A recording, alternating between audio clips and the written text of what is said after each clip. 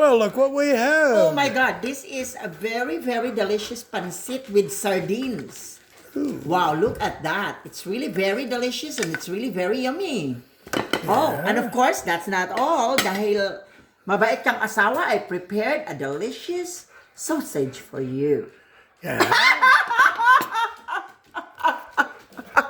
Oh my God, mga langga. Diyos ko, ulam pa lang. Diyos ko, my God. Panalo. Ulam pa lang, day. Di ba? And of course, our delicious sausage is here. That's really very yummy. Di ba? And of course, my very handsome husband is there. Yan. That's delicious. You will love it. It's yummy. See? You will love that one.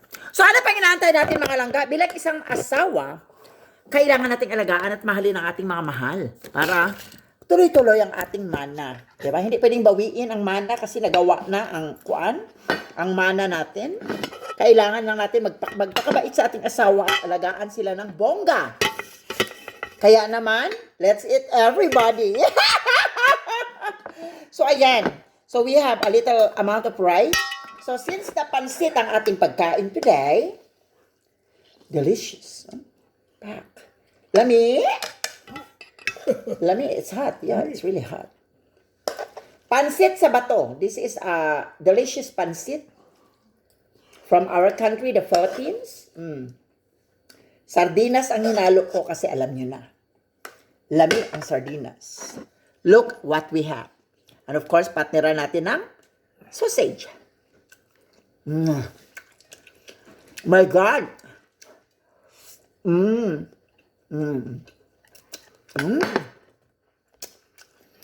Iba talaga.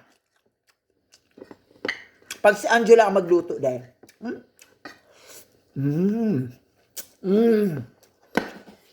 Grabe. Ang sarap. Lamia. Lami. Look at that. Lami kayo. Diba? So, yan ang sinasabi ko sa inyong pansit with sardinas. Sardines is a good combination for pansit na yellow, like this. Ang sarap.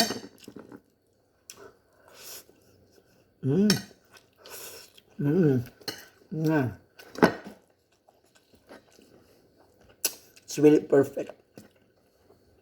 So yummy.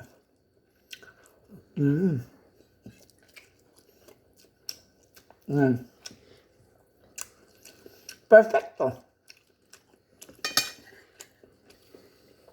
So yummy.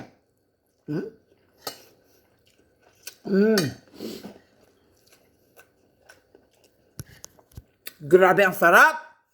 Of course, we are Makulay. Makulay na buhay, USA Life. We love you everyone.